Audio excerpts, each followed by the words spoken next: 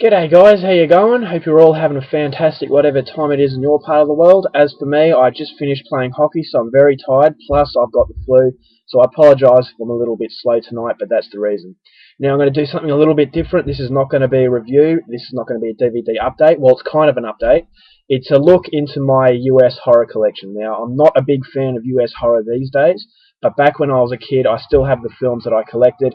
To get into horror, I really like the mainstream kind of Hollywood stuff, but then I started getting sick of it, and since then have moved on to foreign stuff. But I have a huge collection of US horror films, both mainstream and independent.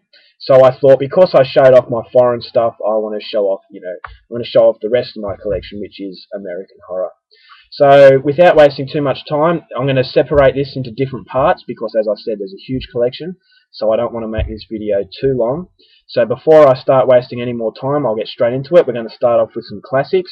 The Texas Chainsaw Massacre. This is the 25th anniversary special edition. The original, absolute classic. You don't need me to go on about it anymore. But this is an absolute must for any horror fan. We've got the remake. Now, I don't own the Texas Chainsaw Massacre at the beginning, which is a prequel, but I didn't really like that one. I actually liked this one. I thought it was pretty good, nowhere near the standard of the original. But, as far as remakes go, you can do a lot worse. So, I would recommend it. Just don't get your hopes up too high because it doesn't come close to the original. Got the I Spit in Your Grave, the original. Very shocking film, very, very good film. Very shocking even by today's standards. I was actually quite surprised. The rape scene just goes on for ages, and then the revenge scenes aren't as brutal, but still has a rewarding sort of payoff. I've done reviews of these, so if you want to check them out, I did them quite a while ago, so good luck trying to find them, but they are there. This is the I Spit in Your Grave remake. Now this one's very good, and it does come close to the original, but I think the original was just a lot, the rape scene was just a lot more demeaning, and I feel that the mood in the original was better than the remake. Having said that, the remake was absolutely brilliant. The revenge scenes were brutal, like very, very brutal. I don't want to ruin anything, so, but go into this one with caution because there is a lot of brutality. But yeah, classic films. And we've got The Hills Have Eyes. This is the Anchor Bay release, double disc special edition that I won off a contest that was run by Dyslexic Nick. It's pretty cool to have it. Go well, it's a little cover there. That's pretty cool for the collection. And now we've got the Australian release of the same film, the original. I didn't really like the original. I think it's overrated. I don't really like Wes Craven as a film director, to be honest.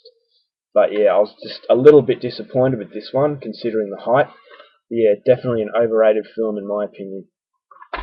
Now we have a much better film, and it really redeemed the whole The Hills Have Eyes, and that's the remake, Alexander Aja. I don't have the remake sequel. I didn't like that one as much, but this one is really, really good. Really brutal. Exactly what you'd expect from Alexander Aja. Unfortunately, Aja's work has dropped since this one, so hopefully he either goes back to France or he just, I don't know, he needs to regain his passion, I guess, because after this film, his standard just really dropped. But that's a great film. If you haven't checked it out, check it out. Another remake, I don't own the original, but this is The Last House on the Left. Really like this one. I thought it was really well done. The mood was a lot better than the original, in my opinion, because it didn't have that comical sort of music, and it didn't have the idiot police officers in it as well, so... This one, as far as remakes go, this one is one of the better ones. Now we have a very interesting film and a very interesting sort of spin on the zombie genre, and this is Dead Girl. I enjoyed this one. It was very, very hard to watch, but it was something different, and the mood and the tone of the whole film was really good. And, there's a little bit of gore in there, but it's basically a group of teenagers using this zombie as a sex slave. So, really disturbing sort of story, but a very, very unique sort of twist on the zombie genre. So if you haven't seen this film, I would recommend it, especially if you're into zombie films, but it's something that is quite hard to watch and very disturbing. Now we have another great American low-budget independent film. And this one is Red, White and Blue. Did a review for this. The end is very shocking, very brutal. For the amount of money that the director had, he did a very, very good job at making this one. Just very raw, and I would highly recommend it because it will shock you, especially the end. And I did a review of that one as well, so if you want to check that one out. Next up, another. Well, I don't know if this is so much a low-budget film. It's a Clive Barker adaptation, and this one is called Dread. Now, it stars Jackson Rathbone of the Twilight Saga. That was enough to put me off. I didn't buy this for a long time because of that, because I can't stand anything related to Twilight. But I gave this one a go, and I'm really happy I did. Jackson Rathbone was actually quite good in it. Very disturbing, very dark and depressing stuff. Very good film, very psychological. If you haven't checked it out, please go and do so. This one, Stephen Dorff, this is a horror comedy sort of film, Botched. I was a little bit disappointed by this one. Heard good things about it, but no, I didn't really like it too much. Kind of disappointed me. I'll do a review of this one a little bit later, but not one of the best films out there. Next up, we have a very low budget, but very, very good American horror film, that is Resurrection County. Now, this one had a very good scene of violence around a campfire. I'm not going to give anything away, but it is actually quite a brutal film, and I was really surprised by it. It was a blind buy. It was very low budget, so I was taking a risk, but I can safely say that the risk really paid off because it was an enjoyable film. Now I have to be careful that this stack doesn't fall. Alright, now two left. Now this one, another Clive Barker adaptation, and this is The Midnight Meat Train. I really liked it. I felt that the CGI violence ruined it. It could have been a lot more brutal than it was, but for gorehounds you will like it because it's not all in CGI, and it is quite brutal and very dark. Exactly what you want from a Clive Barker adaptation. Vinnie Jones, who plays the weirdo on the train, did a really good job.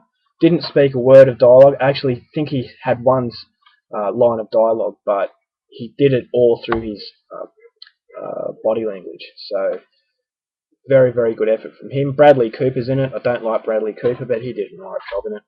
And the last one for this part is once again, not the highest budget, but not a super low budget film. This is Pig Hunt. This is just a really wacky film. Some pretty good gore, but you're going to have to wait a little bit for it. This is not a bad film. I would recommend it. Just don't expect anything serious. It is fun, and I've seen a lot worse, so you can't go wrong, I guess, by giving this one a look. But I would try before you buy. Alright, so that's it for my part 1. I'll be doing part 2, part 3. I'll just mix them up and do them whenever. So I hope you enjoyed this part, and I hope there are some films there that you haven't seen and may be interested in. So that's it. Until next time, take care of yourselves and have a great day.